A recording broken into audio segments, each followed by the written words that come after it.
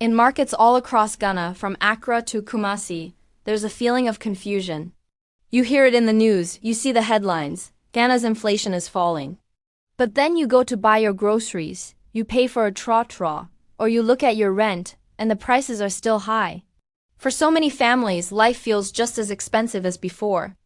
Traders are cautious, adjusting their prices carefully. Customers are counting every single cedi before making a purchase. Parents are stretching their salaries to the absolute limit, trying to cover school fees and put food on the table. The question is on everyone's lips: if inflation is going down, why aren't prices falling with it? Let's break it down. Inflation simply means the general rise in prices across the entire economy. It's not just one thing like kenki getting more expensive. It's when kenki, tomatoes, fuel, and transport fares all increase at the same time. Think about it like this. If you used to buy your weekly groceries with 200 cedis, but now you need 300 to buy the exact same items, that's inflation. Your money just doesn't go as far as it used to. High inflation eats away at your purchasing power. Salaries can't keep up, businesses face uncertainty, and families are forced to make tough decisions about what they can and can't afford. So what's happening now? Recently, Ghana's inflation rate has started to fall. Economists have a specific term for this: disinflation. And this is the key to understanding the puzzle.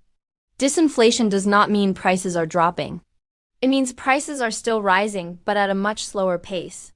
Imagine a bag of rice went from 200 cedis to 300 cedis in 1 year. That's a huge jump.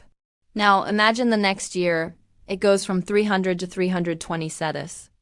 The price is still going up, but much more slowly. In this case, inflation has fallen, but the price is still higher than it was. Many people hear inflation is falling and expect prices to go down. But inflation is a measure of speed, not direction. It tells us how fast prices are climbing, not whether they are actually decreasing. For prices to actually fall, we would need something called deflation. Deflation is when the overall price level in the economy goes down. Fuel gets cheaper, food gets cheaper, rent gets cheaper. It sounds great, but deflation is very rare and can actually be quite dangerous for an economy. Businesses earn less, they stop investing, and people can lose their jobs. Even with inflation slowing down, several things are keeping prices high in Ghana. First, we have the lingering effects of previous price shocks. Once prices shoot up, they rarely come back down quickly. Second, there's pressure on our exchange rate. Ghana imports a lot of essential goods like fuel, rice, medicine, and machinery. When the cedi is weaker against the dollar, all these imports become more expensive for us.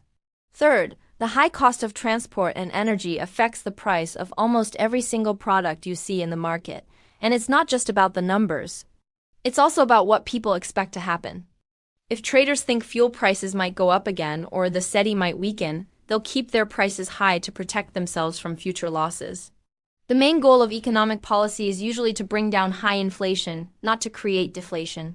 Stable, predictable prices are what help businesses plan and encourage investment in the long run.